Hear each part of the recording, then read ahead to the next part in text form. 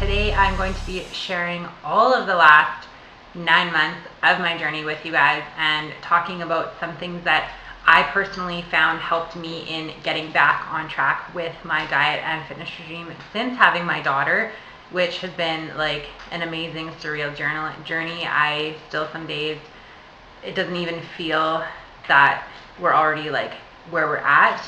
Just like so many things have happened in the last like 9 months, so many milestones and stuff, and it's really, really exciting. Obviously, like this being our first child and stuff, there's always like firsts for everything. So it's just like really exciting to watch these little people develop into their own, and just even like look back and see where I was at like on my memories 9 months ago versus like today, 9 months pregnant versus today. And it's just amazing what like the female body is capable of doing. So today I'm going to break this video down into a few parts for you guys so that you can kind of like follow along. If you need to fast track ahead, that's totally fine. Whichever is going to be most valuable to you guys, that's all I care about, is giving you guys the value that you need to put forth in your own journey. So first of all, I want to talk about like life after a baby. Obviously, there's like a million different emotions that you're going through. You know, your body's basically like, what the hell just happened? And it's a roller coaster of emotions. It's exciting. It's nervous. It's nerve-wracking. It's scary. It's a bunch of different things are going on. And most of all is like you're sleep deprived. You literally have this like little person that's depending on you for everything. So I just want to like make you guys aware that those are normal things, obviously, to expect after having a baby. And looking back, I feel that honestly, when people say like get through the first 6 weeks, they're not friggin' joking, because if anything, and in my personal experience from what we have learned, is the first 6 weeks are the most challenging when having a baby. Just getting back into a routine. You know, you didn't have to worry about anybody else but yourself, and now you have this little person, like I said, that's so dependent on you, that baby wakes up in the middle of the night, you're waking up too, you know. And it is often, I guess, like a reality check, and can be a rude awakening for some people just to figure out their schedule, how to make it work with yours. So give yourself time the first 6 weeks to get like your schedule down pat, understand yourself, what your body needs, understand what this little person needs. Obviously, it's going to be, recovery is going to be a little bit different if you've had a C-section, but if you've had like a natural birth, the timeline is usually about 6 weeks before you want to start doing any type of training. And with the training, like, you can always incorporate walking into your day-to-day routine. This is like super important, just even after having a baby. I know a lot of people, sometimes we feel like afraid to get up and like do things. Getting up and moving is like the best thing that you can do, even though you're not going to feel like it, starting with like 20 minutes every other day, every couple days. Just get your body like moving so that you're not becoming like a couch potato. And I think the number one thing after having a baby is accepting the post body baby, accepting the body, accepting your body post baby. I think this is like, you know, really hard for a lot of women, because you're obviously not going to look anything like you were when you were pregnant. You know, we're used to having the bigger tummy, and we like kind of embrace that. But what happens after we have the baby is we obviously have like a dump of hormones and stuff. We lose like a lot of that baby weight, if you will, right off the beginning. But then we still sometimes have, like, I guess, for lack of better words, like loose skin after having a baby. And this is completely normal, I guess, like more or less like having a pooch, as some people would call it. And that's completely normal. We often are our own worst critics, and it's so easy to pick ourselves apart and think that we should look a certain way, or be, you know, have our bodies look completely different, or look like this girl on Instagram, or look like this person, or like whatever. We just often compare ourselves to what we feel we should look like. And I want to remind you guys that it's going to take time, and you're not going to look anything like you were prior to having a baby. And then after having the baby, it's not just like the baby comes out and all your weight just disappears. You got to work for it, and it's going to take time. So I stress the 6 weeks is the hardest, and this is going to be like planning out your routine. Obviously, you want to make sure that you get doctor's clearance before actually jumping back into your fitness regime. But in the meantime, you can control some variables. Number one, which is going to be your diet, which I'm going to talk about further in the video. But during that time, it's very important to start doing daily practice on your pelvic floor exercises, making sure that you're strengthening that, making sure that you're, this is going to happen at like your 6 week follow-up too. They're going to check you, make sure that your cervix is completely closed, make sure that there's no risk of your of like having a prolapse as well. So that's like really important. The reason why you don't want to jump the gun and just start doing exercise without getting doctor's clearance. It's like really important to make sure that that's something that they're ruling out. And again, if you had a C-section, your recovery is going to be like a little bit longer, but just being gentle with yourself like during that 6 weeks, and just realizing that you just basically had a traumatic experience. It's okay to have those feelings, but also recognize how you're feeling, and also just understanding that it's going to take time, it's going to take patience, and it's going to take consistency. So making sure that, in the meantime, you are getting up around the house, moving, doing those small sorts of things. And this is where dialing in your nutrition is going to be very, very important. So after having a baby, the most important thing to make sure that you're taking care of is obviously yourself, making sure that you're resting, taking advantage of getting those naps whenever possible. And they don't lie when they say don't worry about the housework and stuff. Like, I remember we came home from the hospital and it looked like a friggin' bomb went off in our house, and it can be overwhelming, especially if you're a bit of a neat freak and stuff. But again, guys, like, just be gentle with yourselves, realize the housework and shit's gonna be there to stay, but now this little person depends on you. And I'm not saying that you have to put yourself on the back burner, but just give yourself time to figure out a schedule, because I promise you guys, once you get that schedule down pat and you get into the groove of things, it's going to be so much easier.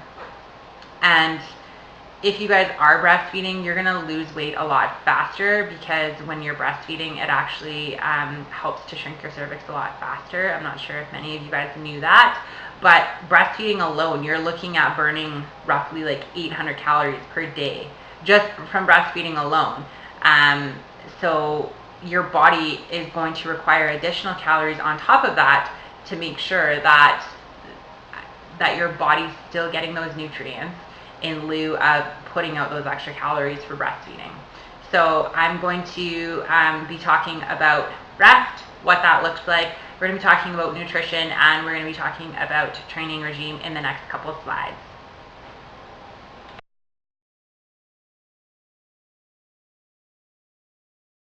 So first, I want to stress the importance of rest. Again, as I mentioned earlier in the video, rest is super, super important in making sure that your body is well recovered, that we're keeping those cortisol levels down. When our bodies are stressed out and we're lacking sleep, this is going to make our bodies produce more cortisol, which is like the stress drug, if you will, and it's going to actually be like harder for you to lose weight. So if you're not sleeping, if you're not taking advantage of those naps when your baby goes down and stuff, it can almost like backfire and work against you if you are looking to lose weight in your journey. And again, it's just going to put stress on the body. It's going to upset your metabolism, increase those cortisol levels, making it like harder to lose weight. So I recommend, obviously, when the baby naps, you're going to be wanting to make sure that like you're taking advantage of getting that rest in as well. Is going to be super, super important. And when the baby is sleeping, again, for like the first 6 weeks, even like 8 weeks, don't sacrifice sleep for your workouts. So I know when baby goes down for a nap, it's like human nature. If you have shit to do around the house, you have a workout, like there's a million and one things that we can forever find to do in a day as a mom. And we often want to take advantage of that time when our baby's sleeping, but it's so, so important that if you're not fully rested and fully recovered, it's just going to make you foggy in your day-to-day activities. And again, it's also going to put like copious amounts of stress on your body, which can actually backfire again if you're not sleeping, you're not eating properly and stuff. Then this can actually have a negative effect on your producing like breast milk and stuff as well if you are breastfeeding. So just something to keep in mind, making sure that baby goes down for the nap if you're feeling a little bit tired. Maybe you were like up feeding in the middle of the night, and you know, maybe if you're a single mom, or maybe if hubby works like long crazy hours, that you are going down for those naps. And it's not something that should make you feel guilty. Again, we've, you know, everybody that's ever had a baby, we've all been there, and nobody's going to judge you. And you know, there's no right or wrong way of doing things. If you know, you feel that you need to get the housework and stuff done and that's your jam, like each to their own. But I just want to stress the importance of making sure that you are taking advantage of getting that rest in, especially if you're looking to, you know, give your body the most amount of love and tender care that you can as you're wanting to get back into your weight loss journey. So rest is like super, super important. So again, make sure that you're having those naps, making sure that you're well hydrated, and making sure that we're keeping those stress levels down to a minimum.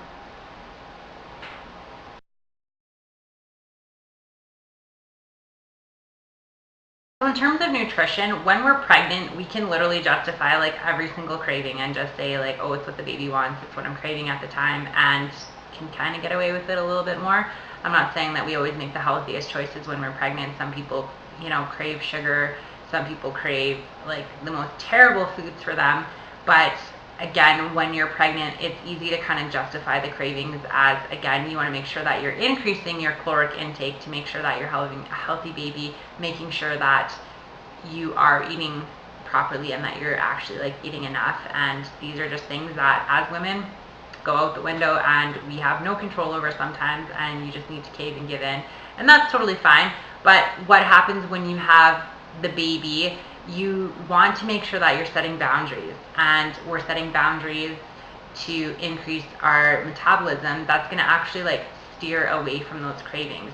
Because what happens when we're skipping meals and we're going throughout the day without eating, and again, I know that it's going to be a little bit of a challenge at first, just getting used to baby and actually like taking that time to eat. I found this was something that I personally struggled with, was making sure that I was actually taking time to get my meals in during the day. So this is why having other people, whether it's like friends, family, reaching out to people, taking advantage of time that you maybe have on the weekends or when your significant other is home, making sure that you're getting meal prep time in.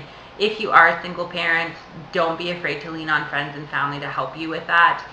You know, if there's a Sunday and say your baby naps for 4 hours, take advantage of cooking up some meals, doing all of your meal prep for the week, and putting all of those meals in the freezer. Trust me, it's going to go a long friggin' way for you. And yeah, when you're eating small meals throughout the day, it's going to help subside those cravings, and it's going to also help to increase your metabolism, which we want. Again, we want to make sure that we're not putting that stress on the body, as I talked about. That's going to increase the cortisol levels, making it harder for your body to respond and not have that weight come off, which is not what we want. So breakfast is really, really crucial. I know a lot of people struggle with this, getting up first thing in the morning and having breakfast. If there's one meal of the day that you should have, it's breakfast. Our parents are not lying when they say breakfast is the most important meal of the day. Just to jumpstart your metabolism, again, making sure that we're starting off our day right. Even if this is something small, like a shake, a piece of toast, a little bit of yogurt, whatever.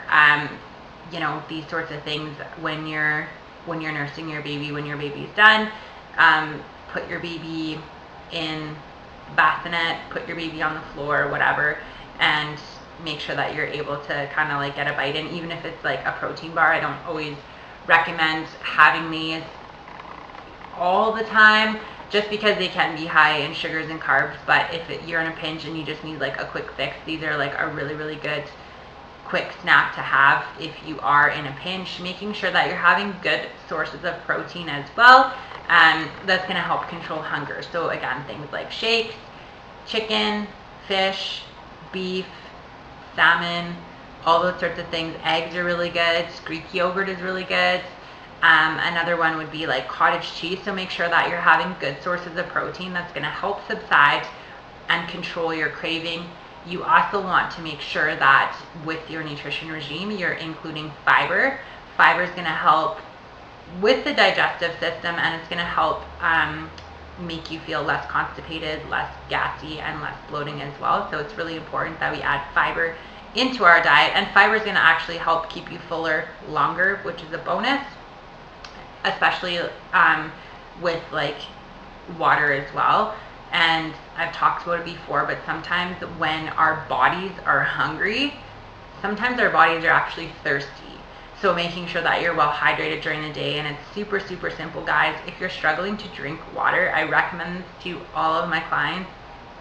Set a timer on your phone, like literally every 2 hours.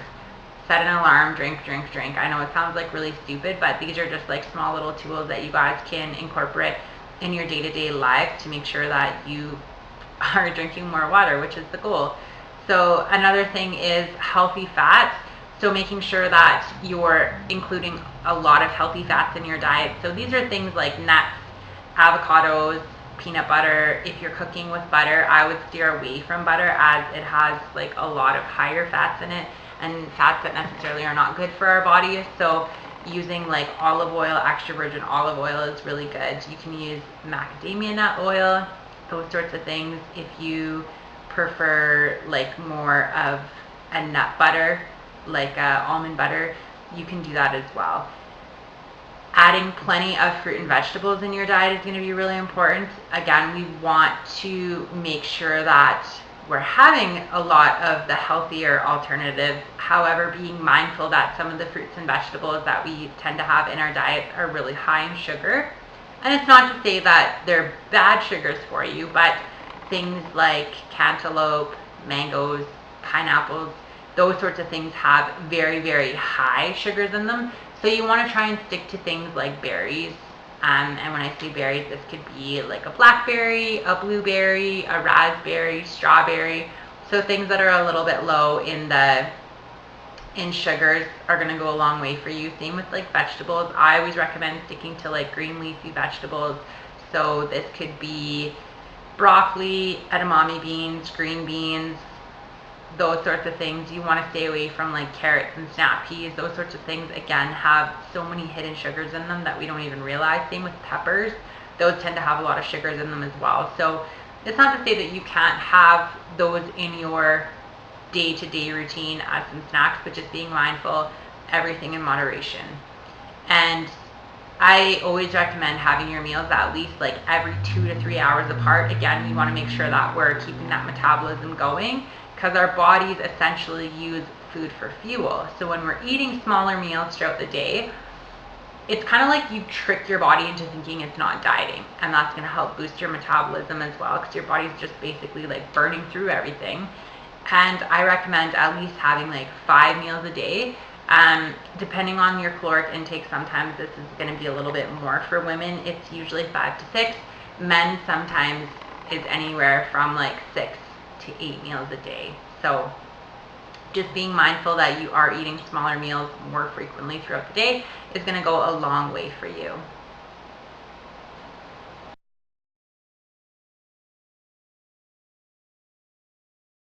So if you were physically active before you got pregnant or during your pregnancy, it's not to say that it's going to be necessarily easier for you to bounce back, because even myself, I was very, very active pre-pregnancy, during my pregnancy, and then after my pregnancy, when I started going back into things, I still had to take a step back and like take it slow. It's very important, as your body just went through a traumatic experience, if you will, and all of your ligaments, joints, and everything is like super tight, out of line, as your cervix is shrinking, as your, your pelvis and all of that shit is kind of like in reconstruction mode. You are very, very susceptible to injury. And I know even myself, it can be a little bit hard on the head and challenging to kind of take those baby steps back, but ego has to go out the window. I know when I first started going back to the gym, it was a little bit hard on the head, only being able to squat like a small amount, considering I was able to squat like 2 plates a side, 245s a side, going all the way down to like 20 pounds, like a 10 and a 10 on each side. That was very, very hard on the head for me, just realizing how much strength and endurance I had lost during my pregnancy. But it also made me a low risk during my pregnancy, and it made it a lot safer for me to continue to be active during my pregnancy, just taking it easy. And I was obviously able to deliver like a healthy baby, and it made my labor so much easier having stayed active. You know, I know a lot of people when they're pregnant, some people are a little bit afraid to continue being active during their pregnancy. And unless you're a high risk pregnancy, or you're like on bed rest or something, or there's, you know, a medical reason behind why you shouldn't work out, it's actually recommended. Like doctors, any doctor, any normal doctor, I should say, that you talk to actually promotes it, and they will encourage you to be as physically active as possible. It's, again, going to make it so much easier for your pregnancy, and this can sometimes help, you know, with your baby's development, your baby's growth and stuff like that. And again, guys, it makes your labor so much easier if you are active. So just remember, it's a gradual process, and you have to really like be patient with it. And I think the best thing that I did for myself was focus on like core exercises, strengthening that area, as well as like strengthening the pelvic floor. Doing pelvic floor exercises regularly as well was like super important. Yoga to help with flexibility was definitely something that I got more into, and I'm still to this day like trying to be more diligent in making sure that I'm stretching at least like 3 to 4 times a week. I recommend a lot more than that, but just like starting out in your postpartum journey back into fitness, I recommend at least like between 3 to 5 times per week. You know, just take the first couple weeks slow, as your body's going to be like super tight and stuff, as everything again is like in reconstruction mode. So I would really focus on like flexibility as well, and gradually adding in cardio. One of the things that I like to recommend to a lot of my clients, especially if you're having like joint problems and stuff like that, and again, you will be super tight for the first like couple weeks, and it's going to take time getting back into a fitness regime, is swimming. Swimming is really good and like super easy, low impact on your joints, as well as the elliptical. I find that even for clients that have like knee problems and stuff, the elliptical can be easier on the joints as opposed to like walking on the treadmill, just because you're kind of like having that like nice steady pace without having to actually like walk and stomp your feet, for like lack of better words. And for like your weight training and stuff is, you want to add weight training to target specific body parts. So I would recommend like staggering your workouts. So I don't personally recommend like doing upper body. I feel that it's often overtraining certain parts of your body, with the exception of your core. You could literally like train core every single day. Your abs are the most fastest recovering muscle in your body, so you could literally train like abs every single day, and they recover super quickly, that you're able to do that without taking like a day rest in between.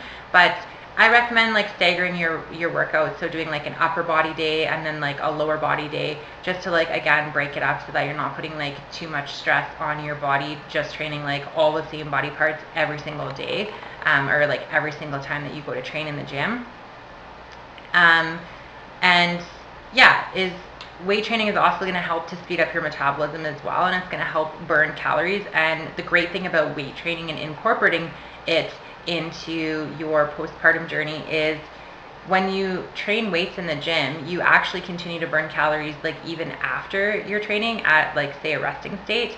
So it's going to help speed up your metabolism, and it's going to help to drop body fat a lot faster as well, as opposed to just being like your average cardio bunny and just trying to do cardio like every single day for hours on end, which I don't recommend. I recommend, you know, taking it slow, doing cardio at least like 20 minutes a day, and then gradually, once you're feeling like a little bit better, we want to gradually like add 10-minute increments from there. We never want to start out with like 40 minutes or an hour. And I know for a lot of us, we have this like misconception that like more is better, and that's like not always the case, especially like after having a baby and having been off of a training program for 6 weeks. You want to just like take those baby steps getting back into it. So yeah, train 3-4 times a week, and I recommend starting your workouts, again, having taken like 6 weeks off, you're going to be like low in strength, you're going to be low in energy. and it's going to take time to get back into it. So I'd recommend like anywhere from like 8 to 10 reps for say like the first like 2, even like 3 weeks, until you're kind of like getting back into it. You're getting over that muscle soreness. And another great way to help with that is, again, being diligent in your stretching. Epsom salts are really, really good as well. If your muscles are feeling like really tired and sore, that's a really great way for you to just kind of feel nice, aside from just like getting a massage or something.